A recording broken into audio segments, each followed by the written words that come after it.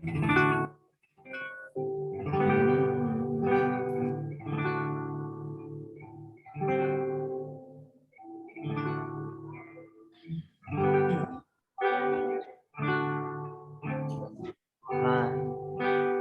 kerinduanku, setiap hari mati hadiranmu, dan jiwaku dengan rentaanmu, hidupku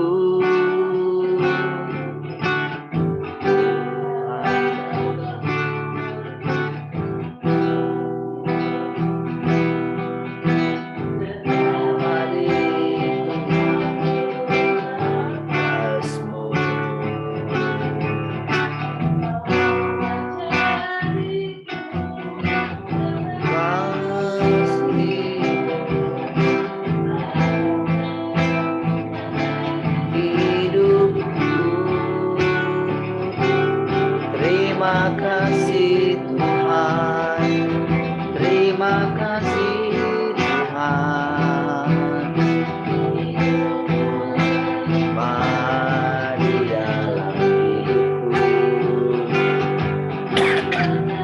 Tuhan, terima kasih Tuhan, selalu dari dalam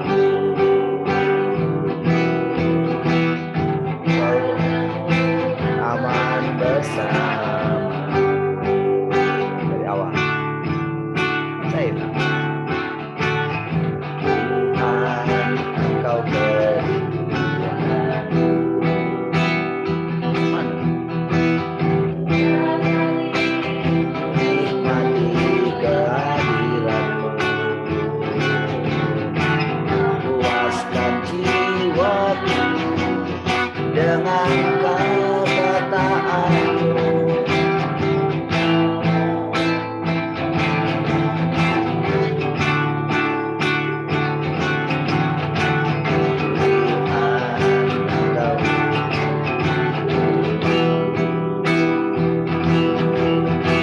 setiap hari nafasmu, hariku dengan kasih-Mu, hari hidupku. Terima kasih Tuhan, terima kasih Tuhan, aku melimpah di dalam hidupku. Terima kasih Tuhan, terima kasih Tuhan, Tuhan selalu di dalam. Terima kasih, terima kasih Tuhan, terima kasih Tuhan, hidup melimpah di dalam hidupku. Terima kasih Tuhan, terima kasih Tuhan, dari dalam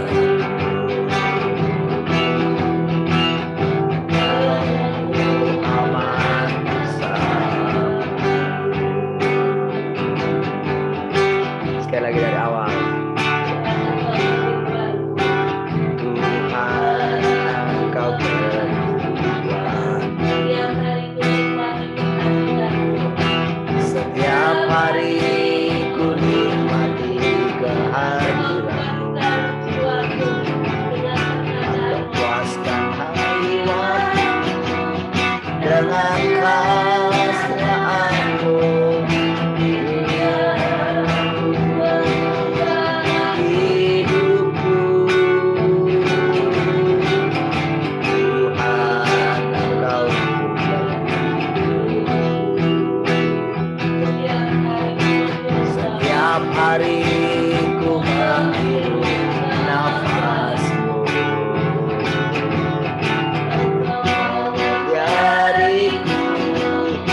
dengan kasih-Mu yang mengubah hidupku.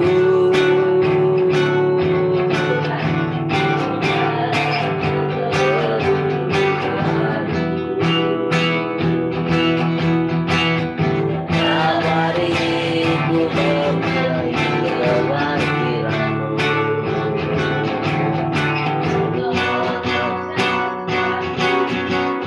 dengan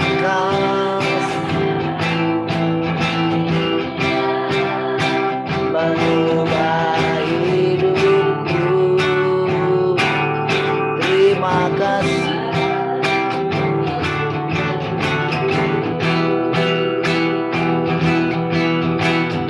Yang hari ku menghirup nafas-Mu, jadiku dengan kasih-Mu di hidupku. Terima kasih Tuhan, terima kasih Tuhan, Engkau melimpah di dalam hidupku. Terima kasih Tuhan, terima kasih Tuhan, Engkau tidak. Terima kasih, terima kasih Tuhan, terima kasih Tuhan, melimpah di dalam hidupku. Terima kasih, terima kasih Tuhan, Engkau selalu tidak. Sekali katakan terima kasih, terima kasih Tuhan, terima kasih Tuhan, hidup-Mu melimpah di dalam hidupku.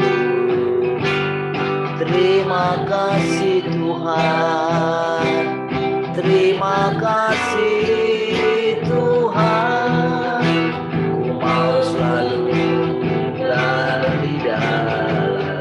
Terima kasih, terima kasih Tuhan, terima kasih Tuhan, hidup-Mu melimpah di dalam hidupku.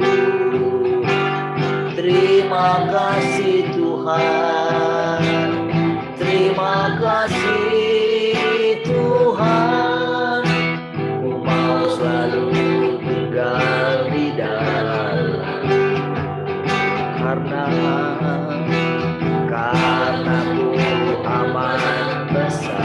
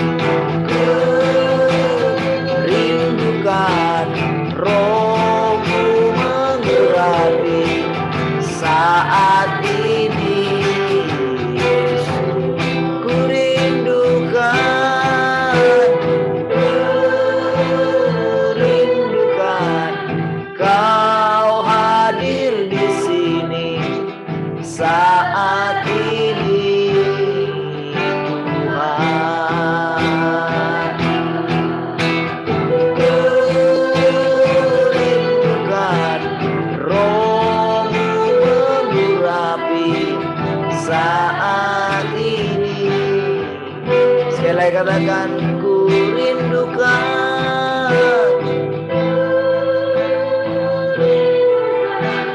Roh hadir di sini saat ini Tuhan.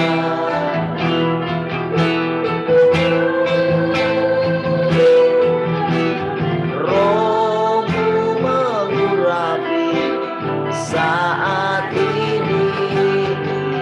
Sekali katakan ku rindukan,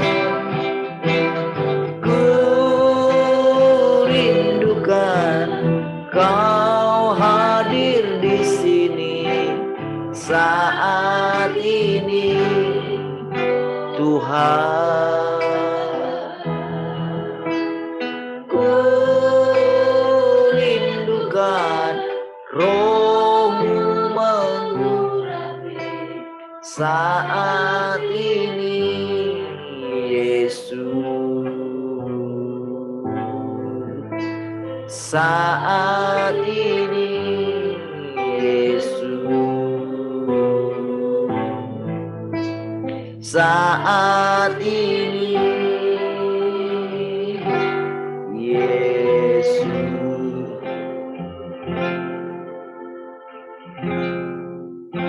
Terima kasih kami menginginkan-Mu Tuhan.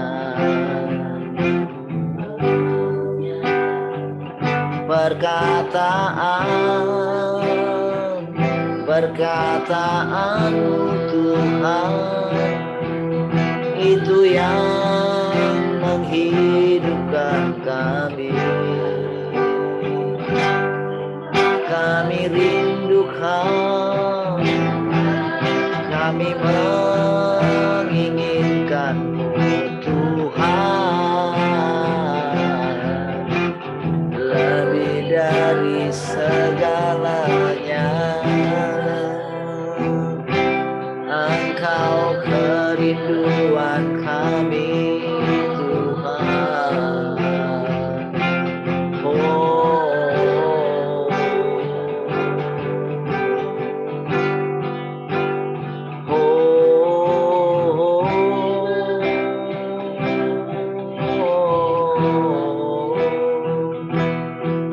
Terima kasih Tuhan.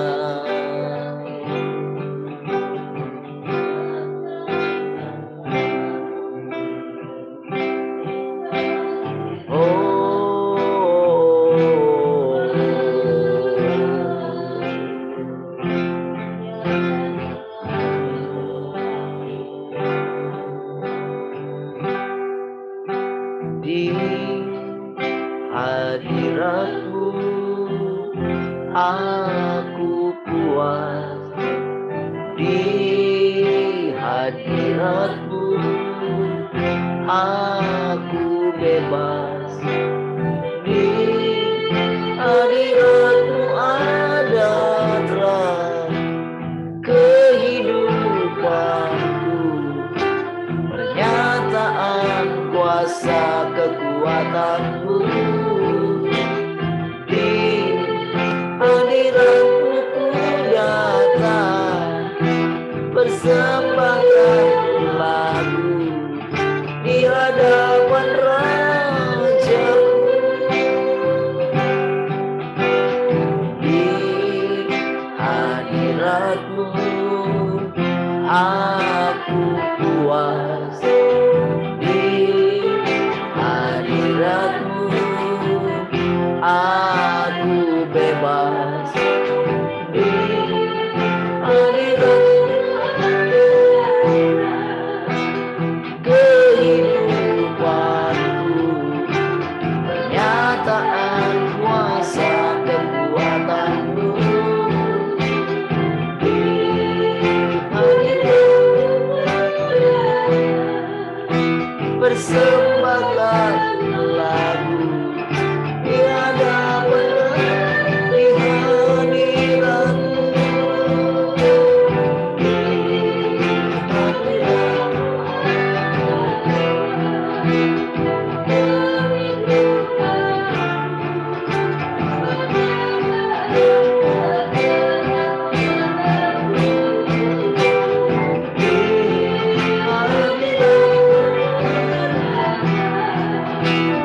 persembahkan lagu di hadapan di hadiratmu.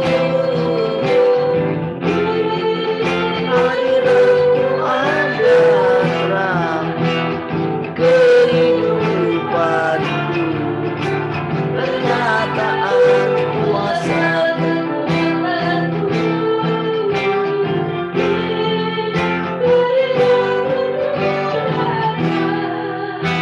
persembahkan lagu di hadapan persembahkan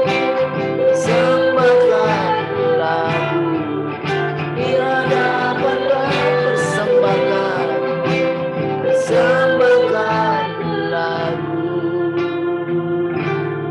di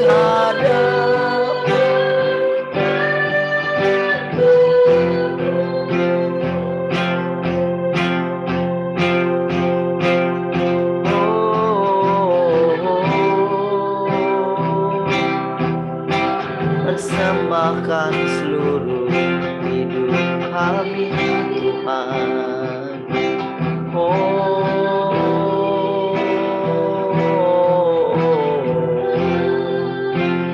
Kau segalanya,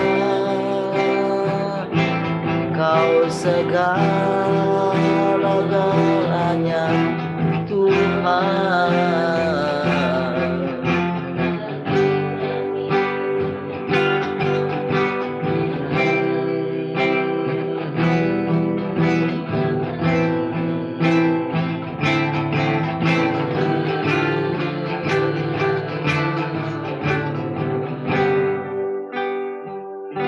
Kasih Tuhan, kami bersyukur pagi hari ini.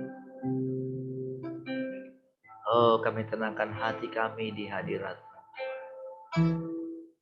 Terima kasih, kami bersyukur dapat bersekutu setiap pagi, dapat menikmati kasih Tuhan. Terima kasih buat persekutuan setiap hari bersama dengan Engkau. Oh, kami bersyukur. Kami dapat memandang Engkau setiap hari semakin jelas. Mari silahkan Tuhan, Kau bicara kembali bagi kami. Mendengarkan suara-Mu bagi kami Tuhan. Pujilah Engkau untuk selama-lamanya. Mari semua yang mengasihi Tuhan sama-sama katakan, amin.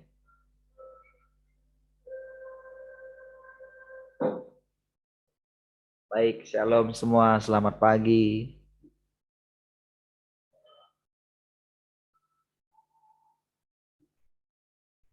Shalom, selamat pagi semua.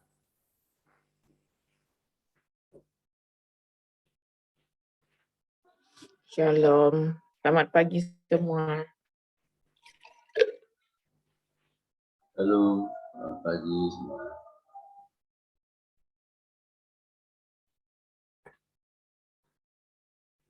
Baik, yang di radio juga shalom semua. Di radio ada 3 ya. Ada siapa? Ada Mak Tian, ada siapa lagi?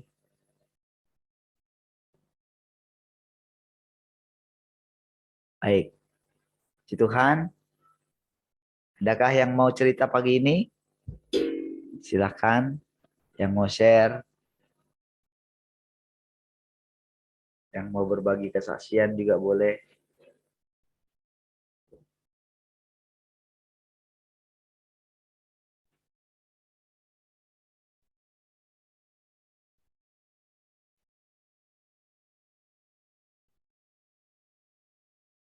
Silakan.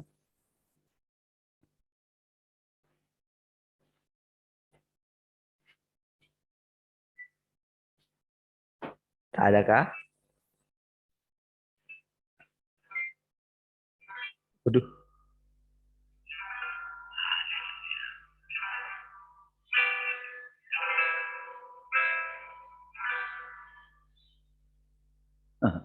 Hidup sendiri. Ya. Ada?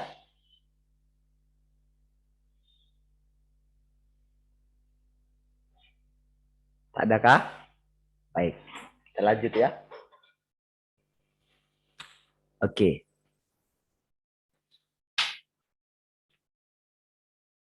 Seluruh rencana pengelolaanku, rencana yang terbentang selama 6.000 tahun, terdiri dari 3 tahap. Ya, saya sudah sering ini ya. Atau 3 zaman. Zaman hukum Taurat pada bagian awal, zaman kasih karunia, yang juga merupakan zaman penebusan, dan zaman kerajaan pada akhir zaman. Jadi itu 3 tahap ya, dari 6.000 tahun pengelolaan Tuhan ya. Kita tahu 6 hari ya, 1 hari dihitung 1.000 tahun ya. Nah, jadi ketika Tuhan menciptakan bumi ya, atau merenovasi bumi itu kan 6 hari ya. Hari ke-7 dia beristirahat. 1 hari sama dengan 1.000 tahun. Pekerjaanku di ketiga zaman ini berbeda dalam isinya sesuai dengan sifat setiap zaman. Tetapi setiap tahap pekerjaan ini sesuai dengan kebutuhan manusia.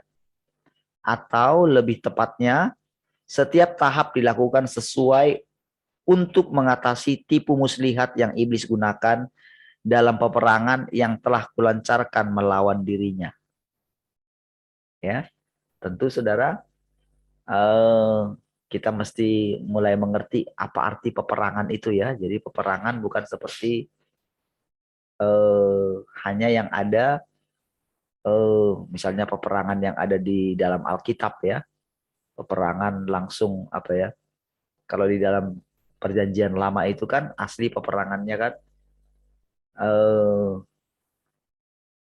harus membinasakan gitu ya, tubuh gitu ya, melalui peperangan secara fisik gitu. Ya. Jadi di zaman Taurat itu terkesan ke arah fisik ya. Tetapi di akhir zaman itu bukan lagi seperti itu ya, tetapi secara rohani gitu. Dan secara rohani itu bukan masalah masalah ikat mengikat ya, atau masalah menghancurkan gitu. Ya, tetapi melalui ditaklukkannya kita, saudara. Disitulah sebetulnya peperangannya. Gitu. Seperti yang kita lihat juga peperangan di dunia jasmani, saudara. Kalau saudara perhatikan, ada perubahan-perubahan dalam peperangan ya. Kalau saudara perhatikan ya. Ada istilahnya perang ekonomi kan. Ada, makanya ada istilah perang dingin gitu kan. Ya, jadi di dalam hal belakangan ini baru muncul kembali yang namanya perang secara fisik gitu. Ya, tapi sebelumnya ada namanya perang ekonomi ya, dan berbagai macam ya. Itu yang paling menguasai gitu. Oke.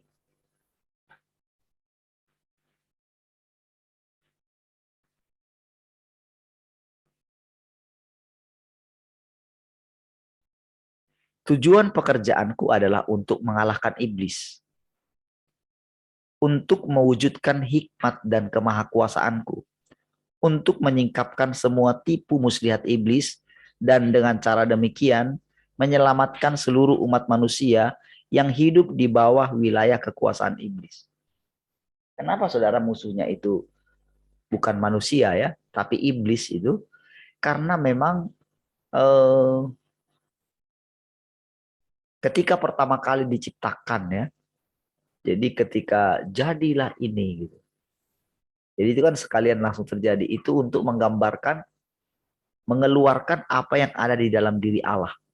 Sementara ketika Tuhan menciptakan alam materi gitu, dan manusia yang ada di dalamnya, disitulah kita melihat bagaimana peperangan itu terjadi gitu. Ya, peperangan itu adalah di dalam diri manusia gitu. Karena melalui manusialah Tuhan mengajarkan hikmatnya, mengajarkan tentang dirinya gitu. Ya. Jadi manusia menjadi objek penyelamatannya Tuhan gitu. Sementara juga saudara, Semalam ada saya kutip sedikit tentang bagaimana iblis itu juga menciptakan gitu. Menciptakan keturunan melalui perkawinan campur ya antara malaikat-malaikat gitu. Ya, antara malaikat-malaikat dengan manusia itu, Saudara. Ya, jadi digoda oleh iblis gitu ya. Jadi kenapa terjadi banjir Nuh itu salah satunya kan karena ada perkawinan campur itu dengan adanya keturunan Nephilim gitu. Kenapa juga dikatakan ada orang enak itu ya yang ada di tanah perjanjian itu, di tanah Kanaan itu. Ya, dan juga keturunan orang enak itu adalah juga Goliat yang dikalahkan oleh Daud gitu. Jadi sebetulnya itu semua, Saudara, adalah cara Tuhan untuk menerangkan tentang rencananya ya kepada umat manusia. Jadi Saudara, kalau kita membaca Alkitab, kita nggak boleh berhenti sampai di situ gitu. Di dalam Alkitab itu perjanjian lama, kitab para nabi, kitab perjanjian baru juga, kita tidak boleh berhenti sampai di situ. Kita mesti melihat seluruh perjalanan pekerjaan Allah. Ya. Jadi tahapan pekerjaan terakhir ini, Saudara, ini belum pernah dialami oleh orang-orang kudus sehebat Paulus sekalipun, Saudara. Mereka belum pernah melihat ini, Saudara. Makanya, Saudara, firman Tuhan zaman sekarang ini, Saudara, boleh dikatakan adalah firman yang baru gitu. Ya. Firman yang baru yang memang diucapkan langsung oleh Tuhan itu sendiri, Saudara. Jadi kalau dikutip dari Alkitab itu, jadi lebih ke arah firman Tuhan zaman sekarang itu menerangkan apa yang telah dilakukan Tuhan di masa yang lampau juga gitu. Jadi kita mesti terbiasa dengan pola ini. Dan inilah sebetulnya yang membuat kita itu boleh mengalami tahapan pekerjaan Tuhan, yaitu penghakiman, Saudara. Jadi sekarang ini kita ibarat tahap penyempurnaan, tahap akhir gitu. Jadi kalau kita tidak mengalami pekerjaan Tuhan di tahap akhir, jadi dia menghakimi kita dengan perkataan gitu. Dengan firman-Nya. Itulah yang membuat kita itu mengerti seluruh rencana Allah gitu. Ya. Karena kita juga dalam tahap masuk ke dalam perhentian kan, setelah selesai 6 hari kan dia masuk ke dalam hari perhentian kan.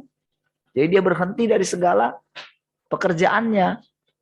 Nah, jadi sama sekarang setelah 6.000 tahun, Saudara, kita akan masuk ke dalam tempat perhentian. Ya, artinya begini, Saudara. Artinya kalau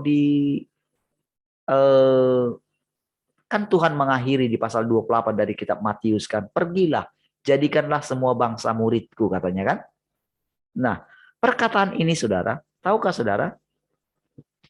Perkataan ini telah membuat sampai dengan hari ini orang-orang Kristen atau para orang-orang yang menerima kelima jawatan itu ya. Ketika mereka menerima itu, maka paling banter, Saudara, pasti ada di dalam diri orang-orang percaya atau para hamba Tuhan yang dipanggil gitu ya. Mereka itu adalah pasti akan memberitakan Injil dengan sekuat tenaga. Kemanapun. Karena kan pesannya adalah itu gitu loh. Jadi Saudara, ketika pesan sudah berubah, ketika perintah sudah berubah, masih mengandalkan yang dalam kitab, disitulah Saudara, banyak orang percaya itu bukan menjadi rekannya Allah lagi, rekannya Tuhan, tetapi justru menjadi penghalang gitu. Justru menjadi pemberontak jadinya, Saudara. Inilah yang harus kita perhatikan dalam diri kita gitu. Jadi kalau kita masih pegang konsep yang lama gitu, maka disitulah kita tidak bakalan bisa menerima pekerjaan Allah yang terbarukan. Gitu.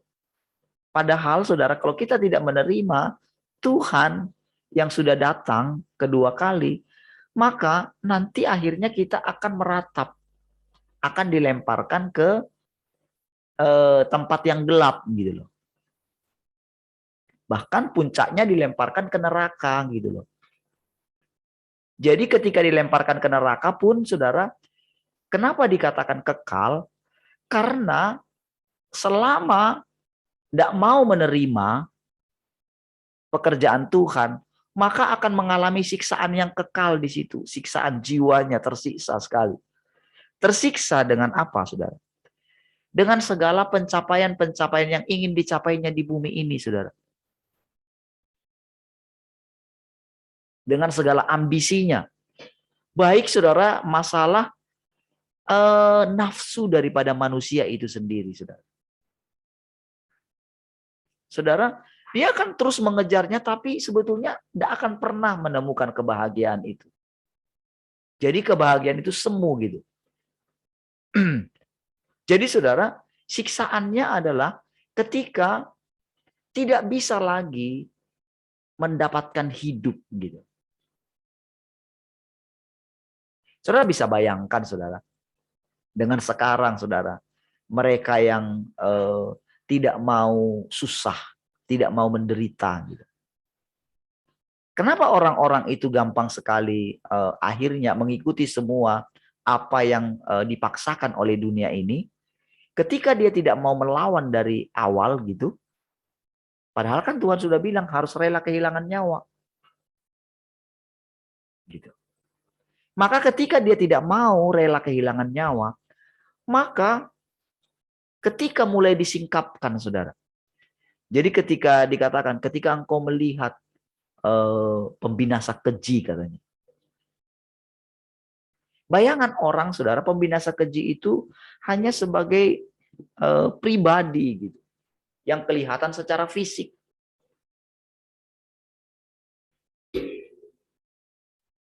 Jadi tidak banyak orang yang mengira bahwa pembinasa keji itu sudah tampil gitu.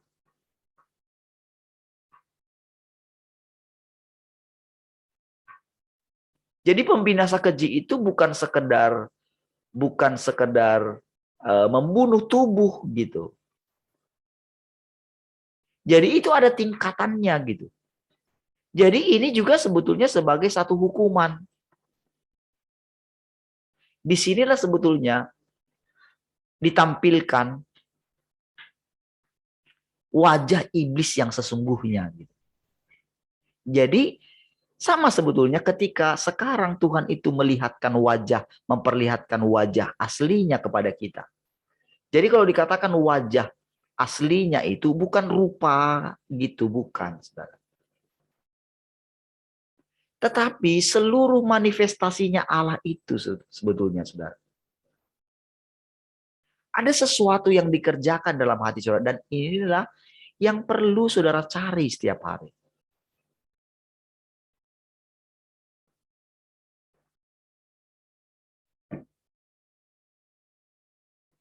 Membuat kalau saudara belum merasakan setiap hari bagaimana saudara semakin kagum kepada dia, gitu. Berarti masih ada sesuatu dari kita di mana masih banyak tipuan-tipuan si jahat membuat kita itu nggak bisa melihat dia gitu, dengan jelas gitu. Nah, tapi bagi orang-orang dunia yang masih mereka mengikatkan dirinya dengan dunia ini, saudara, yang masih menyimpan hartanya di bumi ini, saudara. Artinya, saudara, menaruh. Jadi istilahnya begini, orang ini tujuannya, jadi begitu dia mau mati gitu, entah siapapun dia itu mewariskan harta dunia kepada anaknya. Disimpan, dia akan atur. Kalau boleh sampai 7 turunan gitu.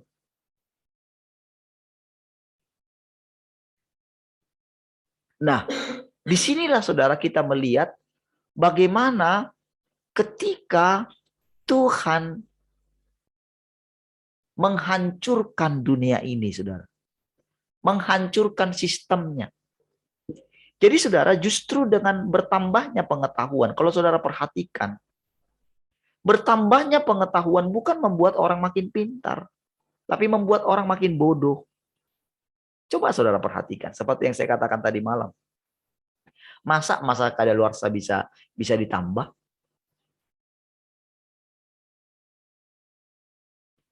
Mereka dengan gampangnya mengatakan, oh para peneliti, para pakar sudah sepakat mengatakan bahwa itu bisa dan segera dirilis gitu. Dari mana? Tetapi saudara, orang-orang tetap bisa percaya itu karena apa, saudara? Karena mereka takut kehilangan nyawa mereka dengan segala ancaman-ancaman yang ada. Itulah yang sedang terjadi. Apalagi saudara dengan sekarang propaganda alat-alat peperangan, saudara. Maka orang akan mempercayai itu, saudara. Disitulah sebetulnya mulai menjelang akhir hidup mereka, saudara. Disitulah mulai, saudara, mereka tidak menemukan Tuhan. Karena sebetulnya, saudara, kenapa orang-orang ini tidak menemukan Tuhan, saudara? Kenapa tidak bisa mendengarkan yang mempelai mengatakan, mempelai datang. Ada orang yang mengatakan, mempelai datang, mempelai datang. Kenapa tidak bisa mendengarkan? Jadi orang-orang ini sudah terikat dengan dunia ini. Sudah melacurkan dirinya dengan dunia ini, saudara. Nggak peduli entah mereka hafal semua isi ayat Alkitab.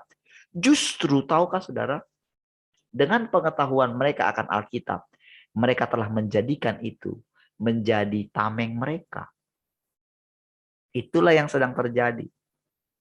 Ketika mereka tiap hari tidak mau jujur dengan hati nurani mereka. Tidak mungkin, saudara, hati nurani mereka tidak bicara. Tak mungkin selama ini. Tetapi karena mereka terus menutupi perbuatan dosa mereka dengan ayat-ayat Alkitab, dengan jubah yang panjang, dengan doa-doa yang panjang. Gak mungkin mereka bisa melihat Allah. Karena dikatakan berbahagialah orang yang suci hatinya. Karena mereka akan melihat Allah. Berbahagialah orang yang miskin. Karena mereka lah yang punya kerajaan sorga. Berbahagialah kamu yang dianiaya karena aku. Semua ini, saudara, ditolak oleh orang-orang yang mencintai dunia ini. Siapapun dia, saudara. Mereka akan ubah firman Tuhan. Mereka akan interpretasikan firman Tuhan sesuai dengan kebutuhan mereka. Itulah yang sedang terjadi, saudara. Dan perhatikan, saudara, di depan kita. Perhatikan, ini di depan kita segera terjadi. Kita sedang ada di penghujungnya, saudara. Makanya dikatakan, saudara, berbahagialah kamu yang ada di sorga, kan begitu kan? Tapi yang ada di bumi akan menangis. Jadi yang hatinya melekat kepada bumi ini, kepada dunia ini, mereka akan menangis karena akan dihancurkan, saudara. Kalau saudara lihat perang yang terjadi, saudara, di Rusia dan Ukraina, nggak berhenti sampai dengan hari ini.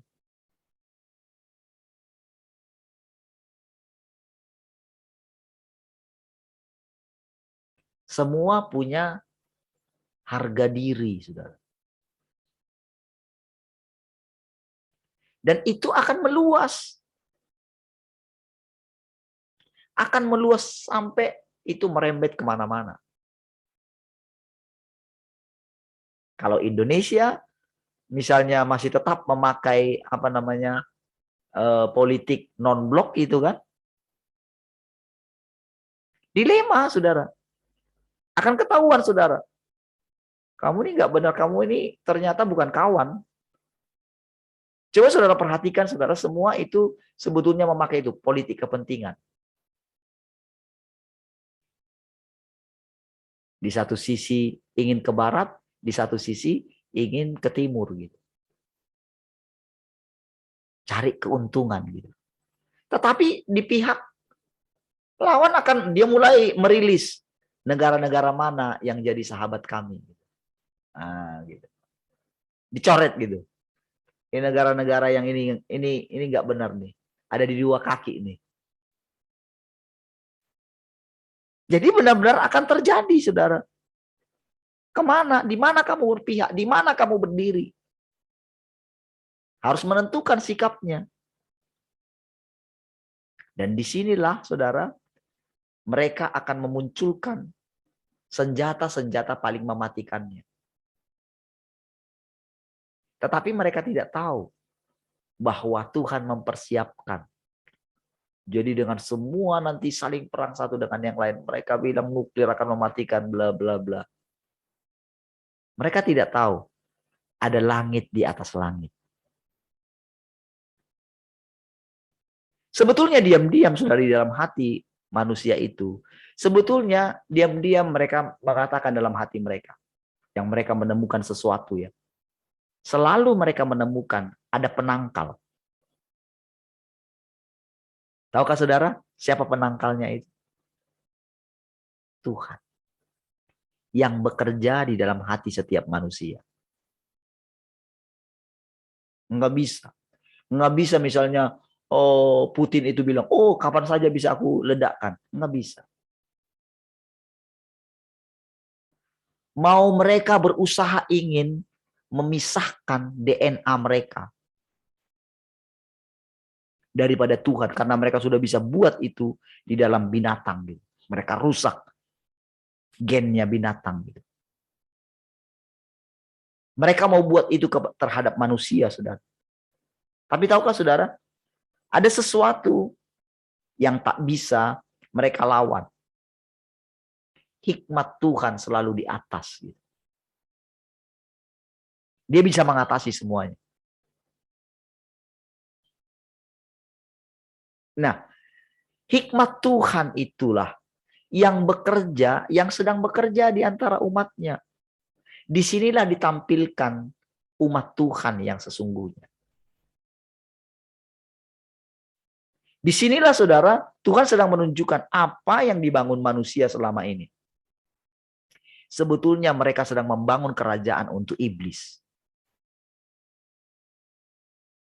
Ya.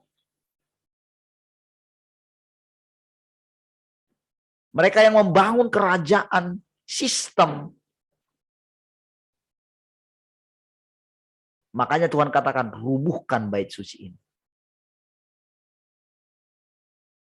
Jadi saudara, kenapa Daud dilarang untuk membangun bait suci?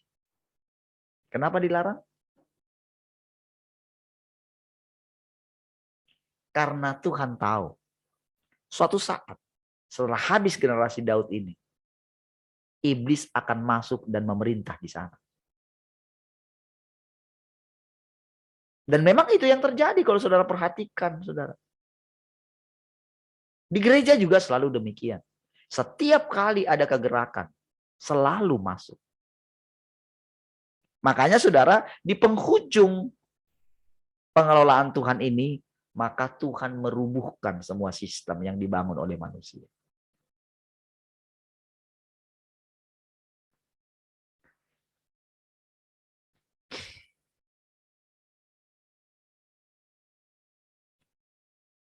Tujuan pekerjaanku adalah untuk mengalahkan iblis, untuk mewujudkan hikmat dan kemahakuasaanku, untuk menyingkapkan semua tipu muslihat iblis, dan dengan cara demikian menyelamatkan seluruh umat manusia yang hidup di bawah wilayah kekuasaan iblis.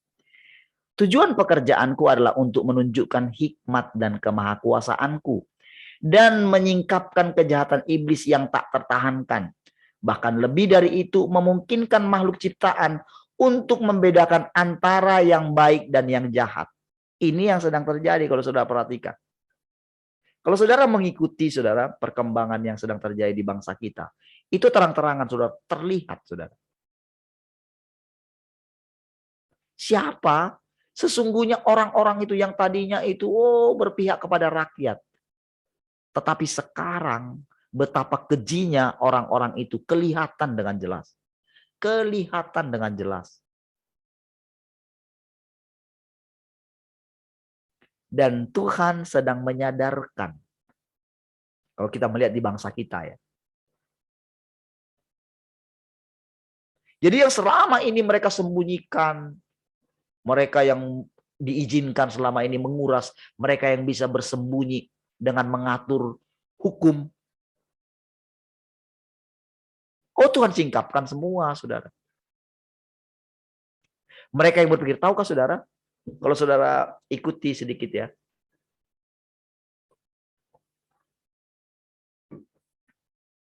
Jadi karena mereka sudah menguasai gitu semua, mereka berpikir mereka bisa bikin apa saja. Itu secara masif. Mereka melumpuhkan kekuatan-kekuatan. Jadi mereka sudah buat, saudara. Kenapa selama ini, saudara, para mahasiswa tidak bisa bergerak? Jadi mereka sampai masuk ke rektor-rektor itu.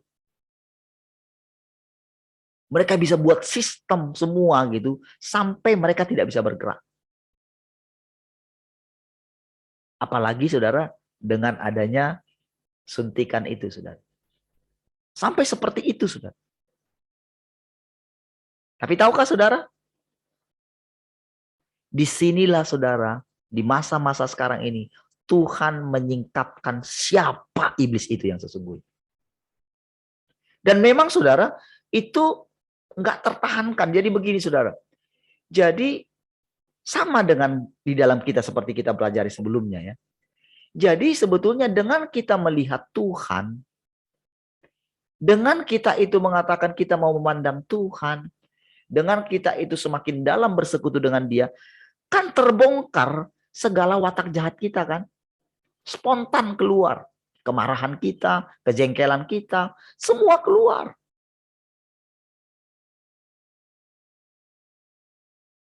Semakin kita melekat dengan Dia, semakin kita masuk terlalu dalam, semakin dalam. Segala kekotoran kita itu disingkapkan. Dan inilah salah satunya yang membuat kita duduk di kaki Tuhan. Sampai, saudara, dipaksa. Ini sedang di masa itu, saudara. Kalau di masa yang lampau kemarin kita belum melihat ini, saudara. Tapi kali ini, saudara, benar-benar kita mesti mengakui kedaulatan Tuhan atas hidup kita. Kalau tidak, kita akan jadi anak-anak gampang. Oh, yang menganggap, oh itu bapakku. Semua kan orang begitu kan. Oh, mana mungkin dia melakukan seperti ini. Makanya mereka, saudara, dengan gampang aja, saudara. Nggak apa-apa kok, roh yang di dalam kita jauh lebih besar. Kita bisa berpuasa. Ada kuasa di dalam kita. Kita tengking semua racun-racun yang ada di dalam suntikan itu. Orang punya iman seperti itu, saudara. Tapi tahukah, saudara? Itu kurang ajar di hadapan Tuhan. Tapi mereka tidak tahu. Mereka anggap itu iman. Itu mencobai Tuhan.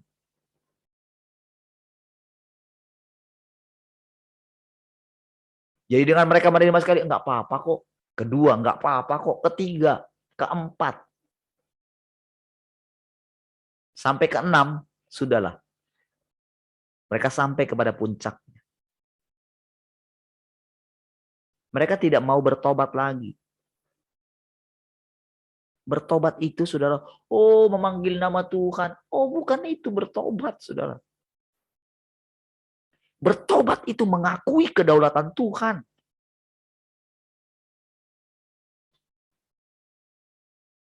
Bertobat itu menjauhi kejahatan. Bertobat itu takut, ada takut akan Tuhan.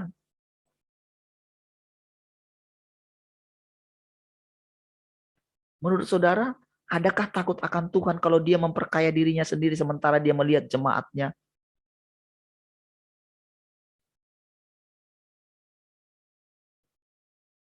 Apakah mereka bisa turun untuk merasakan kepedihan jemaat? Ataukah mereka di singgasananya?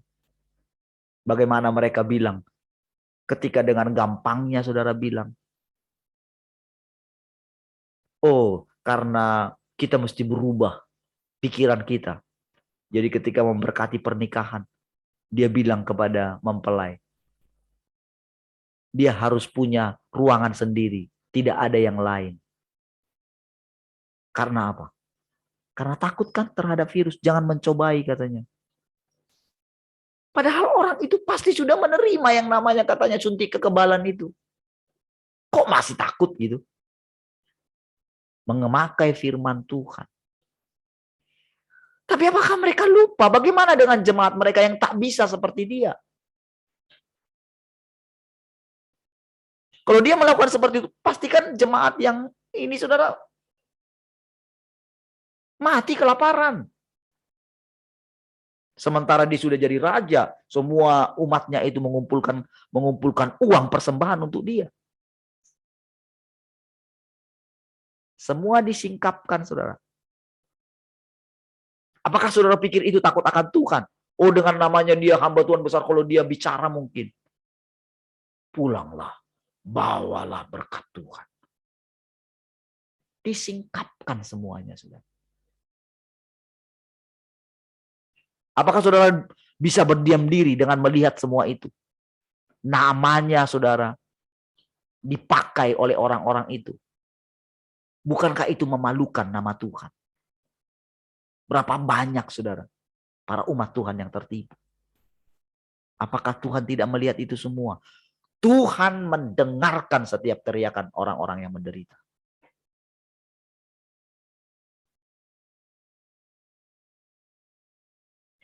Saudara, hati Tuhan paling tidak tahan ketika melihat penderitaan daripada umat Tuhan.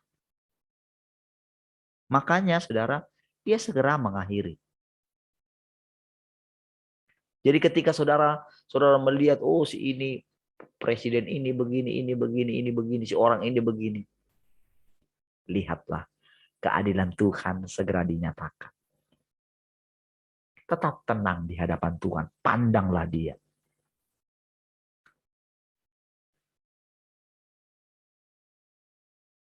Mengetahui bahwa akulah penguasa segala sesuatu.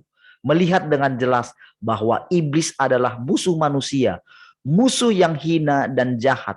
Dan untuk memungkinkan mereka mengetahui dengan kepastian mutlak perbedaan antara yang baik dan yang jahat, yang benar dan yang salah, antara yang kudus dan yang najis, antara yang agung dan yang tidak mulia. Tuhan sekali lagi akan membuat perbedaan ini dengan jelas. Antara gelap dan terang tidak boleh bersatu. Antara jahat dan baik, saudara. Salah dan benar.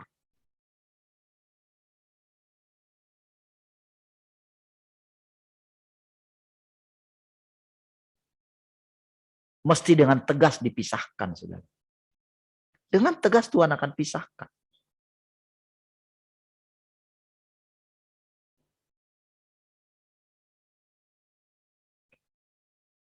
Saudara, dari mana kita bisa merasakan ini, saudara? Itu adalah karena kita sudah dibawa, ditarik semakin melekat kepada dia. Semakin mendekat kepada dia. Maka saudara, kalau yang tadinya kita masih kayak abu-abu gitu ya. Maka itu, jadi saudara, semua perkataan ini saudara, itu tepat ada di dalam hati kita, saudara. Saudara mesti bisa mendengarkan ini. Jadi memisahkan segala yang jahat di dalam hati kita, saudara. Harus terbukti itu, saudara, di dalam pengalaman kita. Jadi bukan karena kita mendengarkan. Itu semua ada dalam hati kita, saudara. Dan nanti kita diizinkan melihat itu di luar. Jadi akan makin tegas kita, saudara, menginjak-injak segala tipuan si jahat. Di sinilah saudara para umat Tuhan itu disadarkan. Dengan ikatan-ikatan selama ini. Yang selama ini punyanya iblis itu saudara. Kita mulai melihatnya dengan jelas. Dan kita mulai bangkit. Dan kita akan semakin teliti dengan hidup kita saudara. Karena Tuhan sudah menerangi hati kita saudara. Jadi dalam hal ini saudara, ketika Tuhan melakukan peperangan ini saudara, itu ada kerjasama dari kita saudara. Memandang dia dan mentaati dia.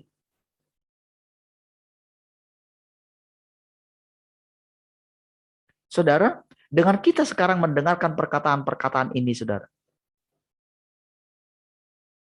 Dengan kita mulai menundukkan diri kita. Kita sedang seperti membangun satu kerajaan bagi dia. Tahukah saudara, setahap demi setahap, ketika selangkah demi selangkah, kita maju kepada Tuhan. Maka saudara, demikian juga hidupnya setahap demi setahap. Terangnya, damai sejahteranya, hikmatnya, hikmat yang benar, hikmat yang benar, hikmat yang sejati, yang datang dari atas. Mulai perlahan-lahan menggantikan hikmat yang dari dunia ini. Karena pada awalnya itu mirip, saudara. Tetapi kita akan mengetahui dengan jelas. Jadi suara Tuhan itu, saudara, makin lama makin jelas. Kita bisa membedakannya. Dan kita melihat, saudara, semakin hari kita akan melihat betapa luar biasanya Tuhan.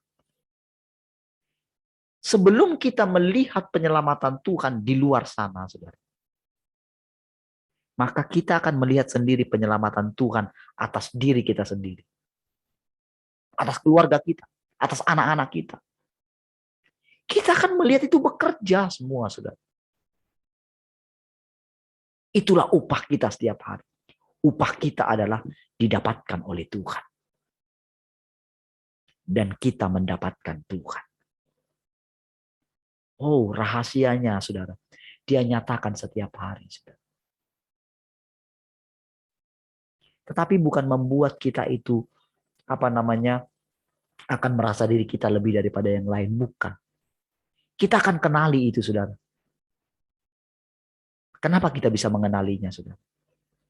Karena kita sudah dibuat tunduk kepada dia. Tunduk bukan karena kita terpaksa tunduk. Tapi kita tunduk, kita merelakan hati kita untuk tunduk. Kita tunduk, kita menyembah dia seperti yang semalam ya. Firman yang semalam. Kita tunduk, kita menyembah karena memang kita sudah ditaklukkan oleh Tuhan.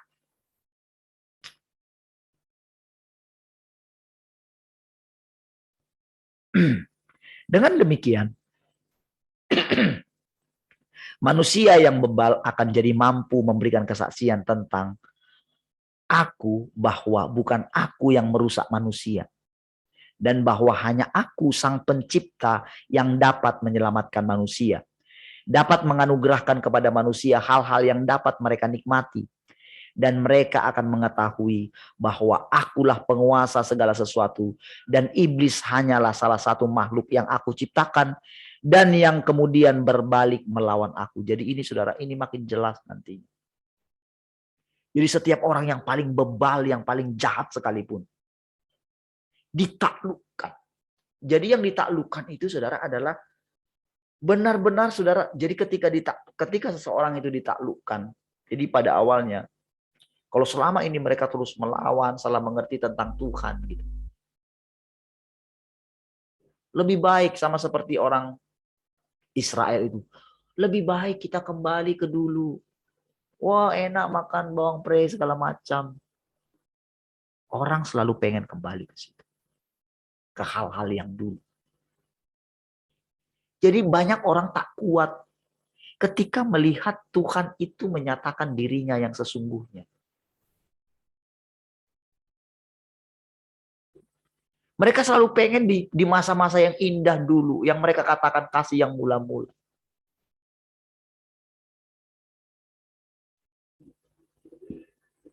Tetapi saudara, begitu saudara Tuhan mulai menyatakan dirinya. Jadi selalu itu kayak gini loh saudara. Jadi ketika Tuhan kita melihat Tuhan dengan jelas ini sekarang saudara, maka dengan sendirinya kita akan melihat bahwa si jahat ini juga itu maka dia akan menunjukkan rupa aslinya.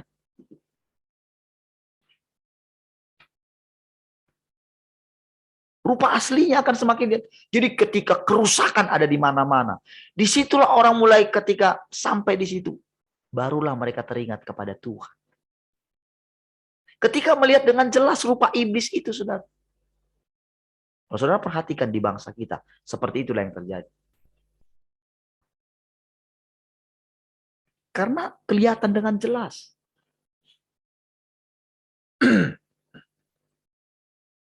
Bayangkan tipuan-tipuan yang selama ini mereka bisa menipu. Wah, kalau saudara lihat antrian minyak itu, saudara. Itu kayak ini loh, kayak konser. Puluhan ribu. Yang itu yang ada di Lampung itu, di Lubuk Linggau ya. Palembang berarti ya. Kalau saudara lihat itu, saudara.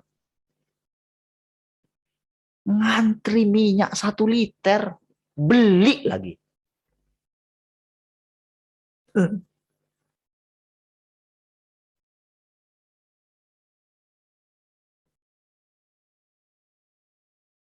Dan orang-orang yang masih waras. Jadi Tuhan saudara itu membuat. Jadi mereka ini kan dengan peraturan yang dibuat saudara tidak bisa kumpul-kumpul segala macam saudara. Nah tapi mereka ini diam-diam.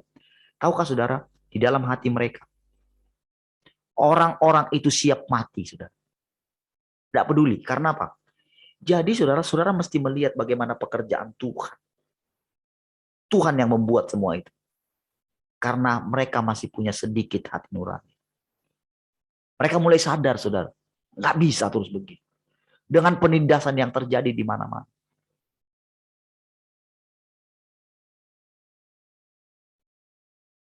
Saudara kita kalau di Batam, wah rasanya nggak pernah melihat itu ya. Wah di kota-kota lain itu rasanya tuh.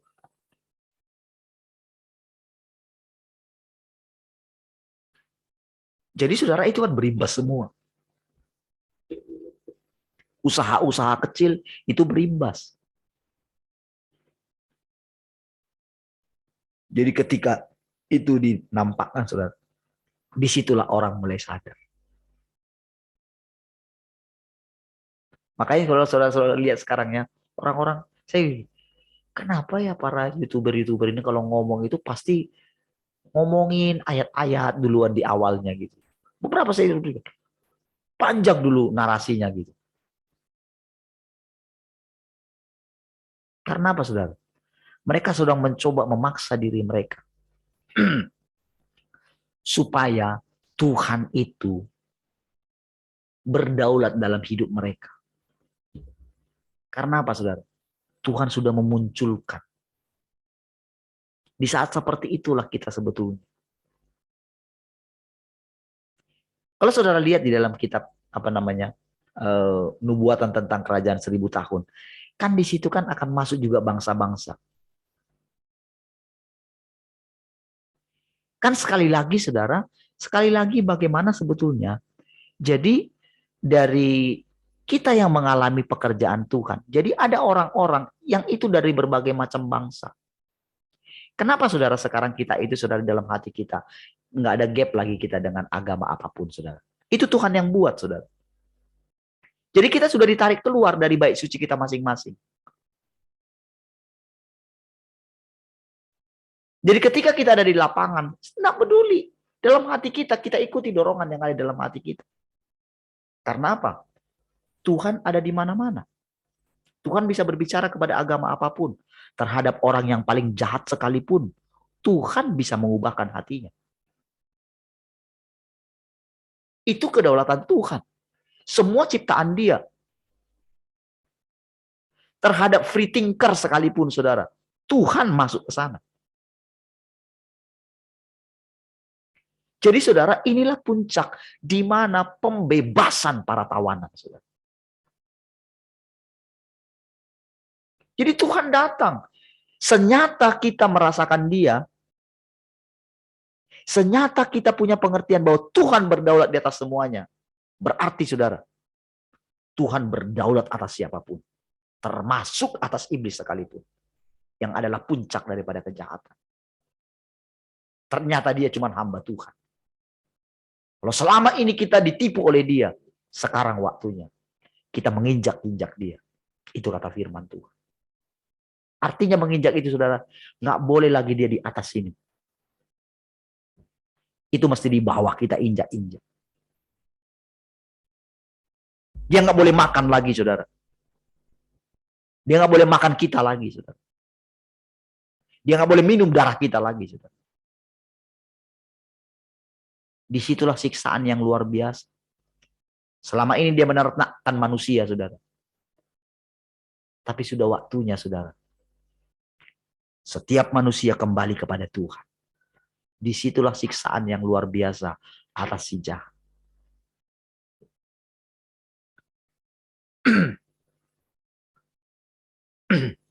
Rencana pengelolaanku selama 6.000 tahun terbagi menjadi 3 tahap dan aku bekerja dengan cara demikian untuk mencapai dampak, yakni memampukan makhluk ciptaan untuk menjadi saksiku, memahami kehendakku, dan mengetahui bahwa akulah kebenaran. Jadi saudara, dengan 3 tahap pekerjaan ini saudara, tujuannya itu adalah memampukan makhluk ciptaan katanya. Jadi saudara, kata-kata di sini saudara bukan lagi dia itu sudah melampaui agama saudara. Jadi ketika kita di masa penebusan Tuhan, padahal kan karena begitu besar kasih Allah akan dunia ini. Oke? Akan dunia ini sehingga ia telah mengaruniakan anaknya supaya setiap orang yang percaya kepadanya tidak binasa melainkan beroleh hidup yang kekal.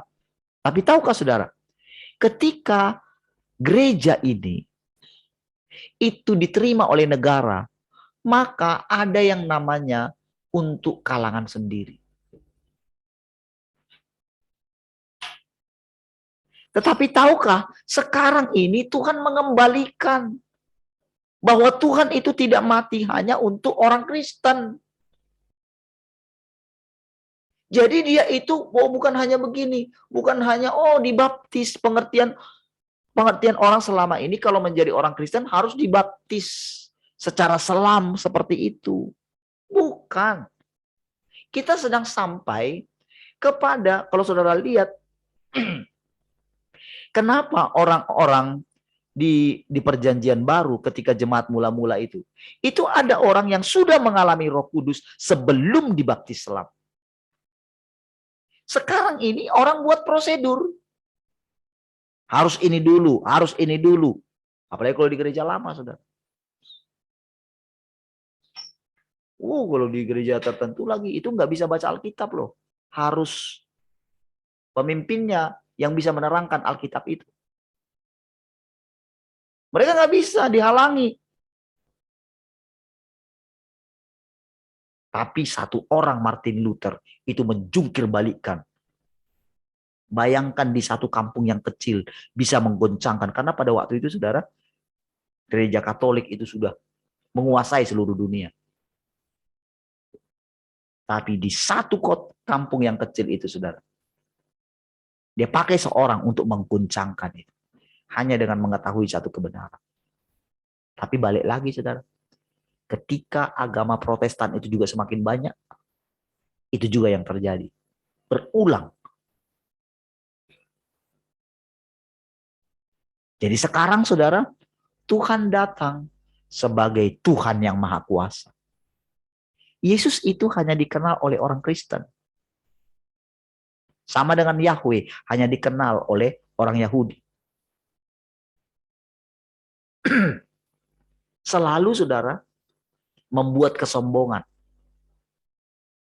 Sama agama-agama itu kan selalu begitu. Ketika mereka menjadi besar, Mereka coba ingin menguasai. Tapi sekarang ini saudara, Tuhan yang Maha Kuasa itu, Dia datang mendirikan kerajaannya. Dia mendirikan kerajaannya bukan simsalabim. Sama seperti ketika dia membuat satu pekerjaan yang baru. Ketika Martin Luther, dia harus pakai seorang. Dan tahukah saudara, ketika dia mulai dikejar di sana, ketika mulai banyak orang-orangnya, ada orang-orang. Jadi supaya pergerakan itu bisa ini saudara, itu ada orang-orang yang dipakai untuk melarikan dia, mengungsikan dia ke tempat yang lain. Disitulah dia bangun. Sehingga tiba-tiba meledak saudara kemana-mana. Dan itu cukup menguasai saudara. Dan itulah yang terjadi terus dengan pergerakan-pergerakan yang Tuhan lakukan saudara. Dan sekarang ini pergerakannya adalah dia memilih di tempat yang tersembunyi. Dia memilih tiap-tiap orang saudara. Tiap-tiap orang memandang dia. Secara rahasia dia mengunjungi, dia datang ke rumah kita masing-masing. Dia datang di hati kita. Kalau kita tekun duduk di kaki dia setiap hari, saudara, maka kita akan merasakan bagaimana dia menghakimi kita.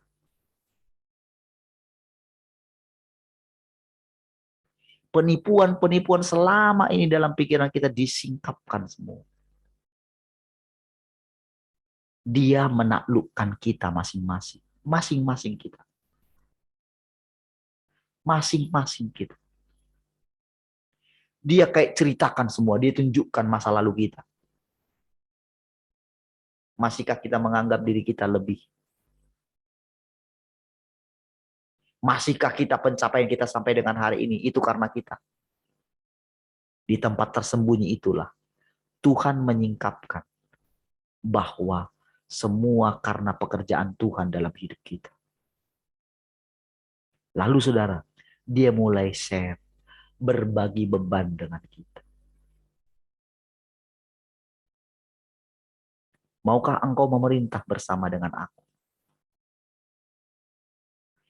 Disinilah kita dilatih, dibawa untuk memerintah bersama dengan dia. Di sini yang dikatakan tadi itu saudara. Untuk menjadi saksiku. Aku bekerja dengan cara demikian untuk mencapai dampak. Yakni memampukan makhluk ciptaan untuk menjadi saksiku. Memahami kehendakku dan mengetahui bahwa akulah Allah kebenaran. Jadi semua ayat-ayat dalam Alkitab itu ketika dikatakan menyembah dia dalam roh dan kebenaran. Dengan sekarang ini kita jadi mengerti apa maksudnya ayat itu saudara. Jadi saudara itu semua perjalanan. Dan sekarang saudara kita mesti mengikuti kemana anak domba itu pergi. Kemana dia pergi? Ketika saudara ada dalam kehidupan saudara setiap hari. Apa saja saudara. Disitulah kita melihat bahwa Allah itu ada di mana-mana. Ketika kita melihat segala sesuatu. Di dalam hati kita saudara, memerintah bersama dengan Tuhan. Bagaimana dia memerintah alam semesta ini saudara? Dengan perkataan. Ketika disampaikan semua perkataan, itu melebar itu saudara. Semua sadar atau tidak sadar, semua makhluk mendengarkannya. Seperti ada satu tatanan di dalam hati manusia. Jadi ketika kita melihat hal apapun saudara, pandanglah Tuhan. Yang sedang melakukan menghentikan peperangan sampai ke ujung bumi katanya. Mazmur 46 kalau nggak salah. dia sedang melakukan penghentian peperangan. Dan semua orang akan mengenal, semua makhluk akan mengenal Allah kebenaran itu. Baik, puji Tuhan saudara. Kita lanjutkan besok ya dalam ibadah raya. Besok saudara, saya mau menyampaikan tentang apa itu surya kebenaran gitu ya. Apa itu nanti Sion gitu ya. Nah, jadi kita itu seperti dibawa ke ini dulu. Ini kan sebetulnya sudah detailnya ya. Kalau ini sudah detailnya, tapi sebetulnya ada firman Tuhan yang Maha Kuasa itu yang awal sekali. Dan ketika di awal itu sudah itu benar-benar jelas, itu sudah menggambarkan kehidupan yang kita capai ke depan. Jadi sebetulnya saudara, dari firman Tuhan yang Maha Kuasa ini saudara, ini sebetulnya itu justru membuat kita itu benar-benar melihat satu gambaran langit baru dan bumi yang baru itu, atau sorga, atau Yerusalem baru, itu diterangkan kepada kita. Itu kayak kita itu, apa ya, awalnya kita itu kayak kita itu di kayak metaverse gitu. Ya, kayak seperti itu gambarannya. Tapi saudara, kalau metaverse itu kan tidak bisa diinikan kan. Itu kan boleh dibilang orang nanti kan akan bosan juga ya gitu. Karena hidup dalam bayangan gitu. Tapi ini saudara, kita benar-benar melihat dengan nyata kehidupan yang sesungguhnya di alam materi. Jadi benar-benar surga itu turun ke bumi. Jadi apa yang dulu kita masih gak bayangkan nanti, itu sekarang benar-benar saudara kita hidupi. Ya. Jadi dengan firman Tuhan itu benar-benar saudara bisa membedakan antara mana yang benar-benar benar gitu, mana yang benar-benar salah. Tuhan buat perbedaan itu. Jadi saudara, pertama-tama saudara, pengertian kita lah yang akan dibawa dengan perkataan firman-Nya. Jadi firman-Nya ini membawa kita ke alam nyata yang akan kita masuki. Jadi saudara, selama ini orang hanya menganggap, oh nanti akan berjumpa, sampai jumpa di kekekalan katanya. Bayangan orang sorga. Makanya saudara, apa yang jadi maksud Tuhan itu tidak menjadi kenyataan. Saudara bisa lihat sendiri, bisa nilai sendiri saudara. Berapa banyak orang-orang yang mengatakan dirinya hamba Tuhan. Tapi pada kenyataannya kan saudara bisa melihat sendiri. Kemunafikan segala macam. Tapi mereka bilang, mereka menyembah Tuhan. Tuhan bilang nggak bisa seperti itu lagi. Segala kebohongan ini akan disingkapkan kata Tuhan. Jadi saudara, sudah cukup kamu melihat mengalami semua apa yang terjadi itu. Engkau sudah lihat sendiri kan dengan penglihatanmu sendiri. Aku munculkan di begini, aku munculkan di begini. Jadi berhentilah memandang manusia yang tidak berjumpa dengan Tuhan. Sekarang kamu mesti melihat Tuhan yang berinkarnasi itu. Di mana dia berinkarnasi itu? Makanya Tuhan bilang, kalau ada orang yang bilang di sana, jangan percaya. Jadi saudara, dia itu benar-benar ketika kita mendengarkannya, di dalam perkataannya itulah kita mendengarkan dia, melihat dia dengan jelas. Dan ketika kita terapkan dalam diri kita, saudara akan melihat Tuhan yang berinkarnasi. Makin lama saudara, dia makin jelas. Dan tercipta di dalam saudara takut akan Tuhan yang sesungguhnya. Baik saudara ya, sampai ketemu besok ya. Saya akan jelaskan ya. Kita akan baca lagi firman Tuhan besok.